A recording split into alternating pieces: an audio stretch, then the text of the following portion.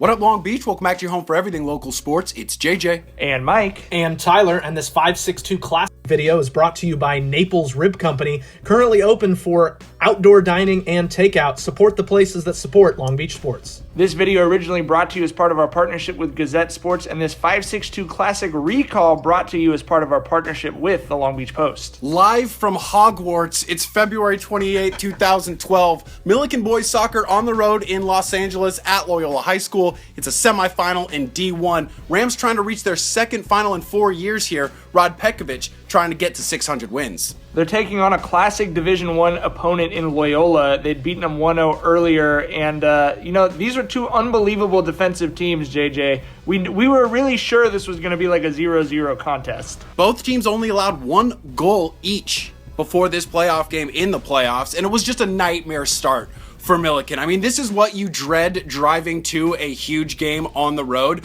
They just looked like they were still sleeping on the bus through the first 15 minutes. Yeah, I think especially on the road, you always want to get off to a good start. Didn't exactly happen for the Rams, although fortunate here that the flag goes up for offsides. Kind of a questionable call from an AR that would be involved as Hugo Gonzalez gets his first shot attempt for the Rams in the 14th minute. Unfortunately, off that shot attempt, the Loyola quick restart, the counterattack like FIFA's video game for the opening goal. It's the first playoff goal allowed by Steven Barrera, actually, because the other goal came against a different keeper, and he really wants that one back, guys. Yeah, that's a goal that he's usually going to get in front of, and then 2 minutes later, man unmarked in the heart of the box, Loyola goes up 2-0 after 17 minutes, and as JJ says, when you're on the road in the semifinals against a good team, that's a nightmare. After that, Millikan really started defending as a unit, though. Kind of woke them up, because before they were playing as individuals, and it was not working. But this was a great Millikan team. I mean, so many names you can remember. Connor Johnson, Luis Cervantes.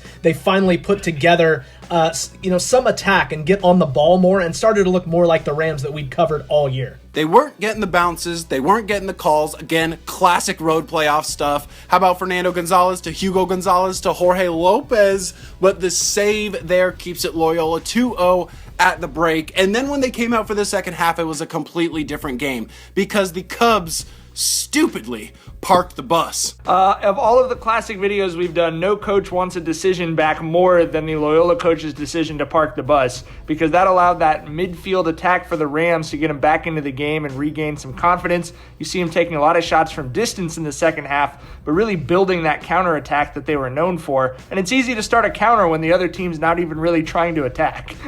With that extra space, Millikan pushed up its back line, and we've seen so many Long Beach backline defenses be unstoppable when they get some space. Loyola couldn't keep hold of the ball, and that must be exhausting. It would be exhausting. Yeah, I think actually Loyola, instead of parking the bus, they parked their Dodge Rams, but they got towed before this thing would be over as Kyle Nicolau comes in, the junior captain who had been injured in December, hadn't touched a ball since then, comes on the field, and he's going to find himself in a great spot after Ray Angulo was fouled. Cervantes with the shot, the rebounds for Nicolau. 17 minutes left to find the equalizer, and boy oh boy did the Rams traveling support push them hard here as we get a long throw in with minutes remaining, and we got a classic of a classic. We're going to go deja vu all over again. The last time the Millikan Rams made a final, it took a long throw in a semifinal to get them there from sub Jose Ruiz. Millikan would go on to win that game in overtime at St. Francis and then win the final in 2009. And sure enough, as we get back to this one, it's Connor Johnson for a long throw, minutes left, looking for the equalizer. The ball is going to get headed out by the defense. Speedy, though, off the post, and it's going to be Pollo with the equalizer. El Pollo Loco, the greatest celebration call of all time. Obviously the sheer emotion, the fans going crazy, the late equalizer, just dramatics in the playoffs.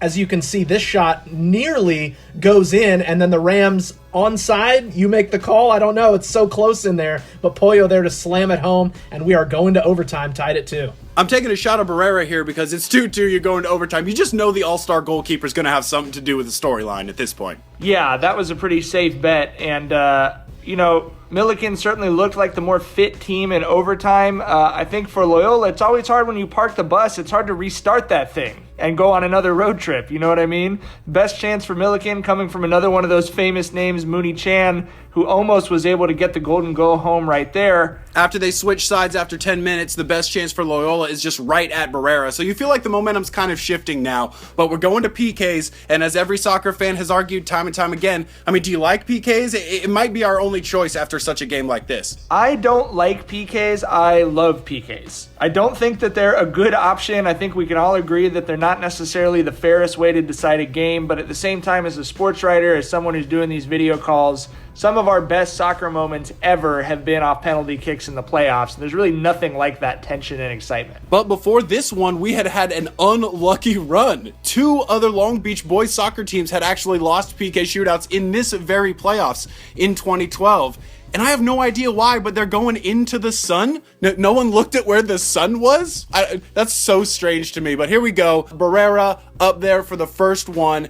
And he's just nonchalant with the stop. He just leaned on it. Barrera unaffected by the sun. He just doesn't care. But Cervantes going to come up. He drills this one. I mean, this is a perfect penalty take. Oh, my. Yeah, that was absolutely unbelievable. You can see those fans lining the fence there. They need this save from Barrera, and it is so strong, dude. Shout out to Jim Kayer for this picture. Beautiful picture by Jim. Love when the photo matches the moment. Yeah, Barrera said after, I waited for the right time. Some keepers guess, but my assistant coach told me to just do what I do. So I waited for them, read them, and then moved.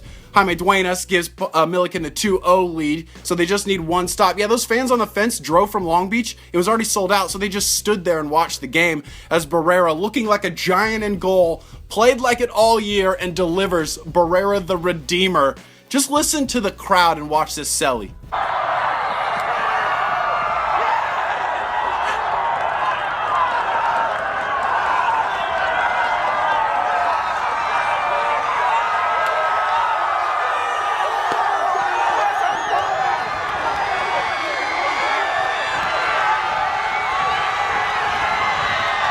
So I don't want to self-gloss too much, but I kind of saw this coming, so I put myself right there to hopefully get the game-winning stop and then the goal. But no one would ever let a videographer stand there nowadays. I think we ruined it for everybody as Barrera goes down like Alden Darby. Yeah, they call that the JJ rule on the baseline. This was the stuff of legend. The beautiful game is so cruel, which makes these perfect moments so rewarding. Such a great win for Rod Pekovic.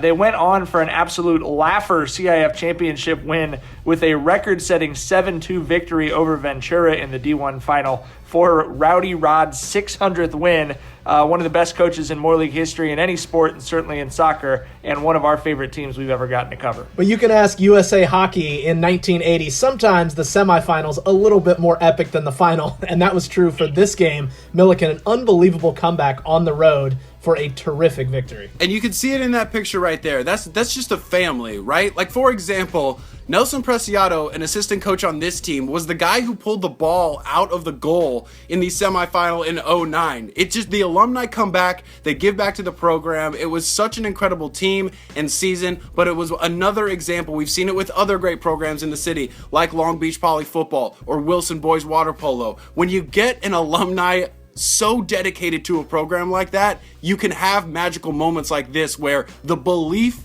is palpable. We had a ton of fun bringing you this 562 Classic. We want to hear from you about what's the next video you want us to take a look back on. We're having so much fun doing these. Thanks to everyone at the Long Beach Post and to the readers of the 562 for all their support.